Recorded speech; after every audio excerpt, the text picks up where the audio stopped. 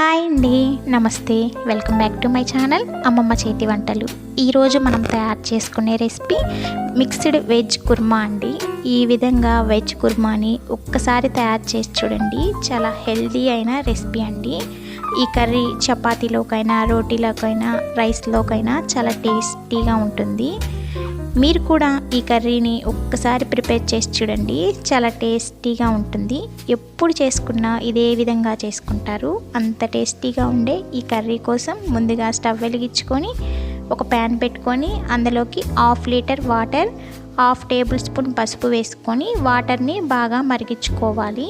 ఈ వాటర్ బాగా మరుగుతున్న స్టేజ్లో అందులోకి 1/2 కప్ ఆలు, 1/2 cup carrot, 1/2 cup beans, 1/2 cup గోబీని వేసుకోవాలి. మన ఇంట్లో ఉండే వెజిటేబుల్స్ వేటినైనా వేసుకొని ఈ మిక్స్డ్ వెజ్ కుర్మాని తయారు చేసుకోవచ్చు.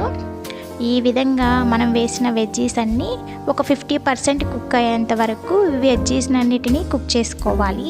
ఈ విధంగా కుక్ అయిన వెజ్జీస్ని ఒక బౌల్లో తీసుకొని పక్కన పెట్టుకోవాలి.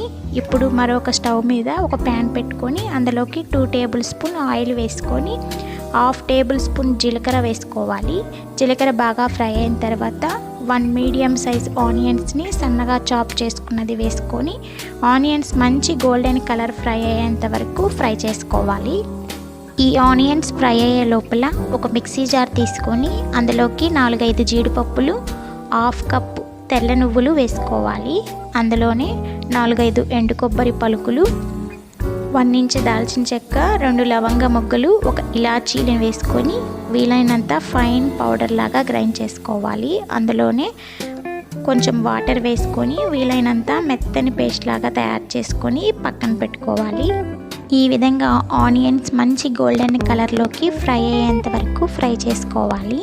ఆనియన్స్ మంచి గోల్డెన్ కలర్లోకి ఫ్రై అయితేనే కర్రీ టేస్టీగా ఉంటుంది. అందులోనే 1 టేబుల్ స్పూన్ అల్లం వెల్లుల్లి పేస్ట్ వేసుకొని ఈ అల్లం వెల్లుల్లి పేస్ట్లో నుంచి పచ్చివాసన పోయేంత వరకు ఫ్రై చేసుకోవాలి.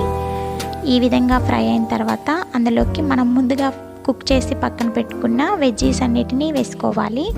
అందులోనే 1/2 కప్ క్యాప్సికమ్, 1 మీడియం సైజ్ టమాటాని సన్నగా చాప్ చేసుకున్నది వేసుకొని ఒకసారి బాగా మిక్స్ చేసుకొని అందులోనే ఇప్పుడు స్పైసెస్ని యాడ్ చేసుకుందాం. టేస్ట్కి సరిపడినంత సాల్ట్ వేసుకొని 1/2 టేబుల్ స్పూన్ పసుపు, 1 టేబుల్ స్పూన్ కారం వేసుకొని ఈ వెజ్జెస్ అన్నిటికీ మనం వేసిన ఈ స్పైసెస్ అన్నీ పట్టేంత వరకు ఒక 2 మినిట్స్ బాగా ఫ్రై చేసుకోవాలి. ఈ విధంగా ఆయిల్లో బాగా ఫ్రై చేసుకోవడం వల్ల కుర్మా టేస్ట్ చాలా ఎమ్మీగా ఉంటుంది. ఈ విధంగా 2 మినిట్స్ బాగా ఫ్రై చేసుకున్న తర్వాత అందులోకి మనం ముందుగా గ్రైండ్ చేసి పక్కన పెట్టుకున్న ఈ జీడిపప్పు పేస్ట్ని వేసుకోవాలి.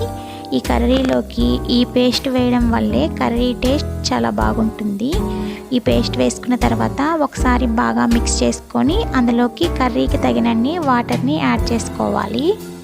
ఈ విధంగా వాటర్ని యాడ్ చేసుకున్న తర్వాత మరొకసారి బాగా మిక్స్ చేసుకొని ఈ స్టేజ్లోనే సాల్ట్ సరిపోకపోతే సాల్ట్ని కూడా అడ్జస్ట్ చేసుకొని మూత పెట్టుకొని మంటని మీడియం ఫ్లేమ్లో పెట్టుకొని ఒక 15 మినిట్స్ బాగా కుక్ చేసుకోవాలి.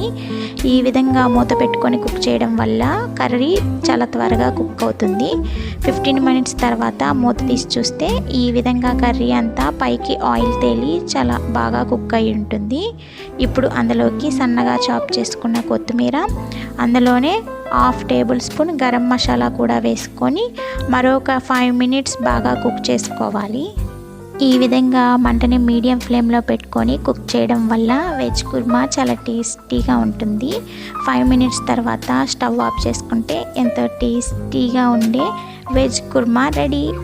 మీరు కూడా ఇదే విధంగా కర్రీని ఒక్కసారి ప్రిపేర్ చేసి ఎలా వచ్చిందో కామెంట్స్ ద్వారా తెలియజేయండి. మరిన్ని క్విక్ అండ్ ఈజీ రెసిపీస్ కోసం అమ్మమ్మ చేతి వంటని సబ్స్క్రైబ్ చేసుకోండి.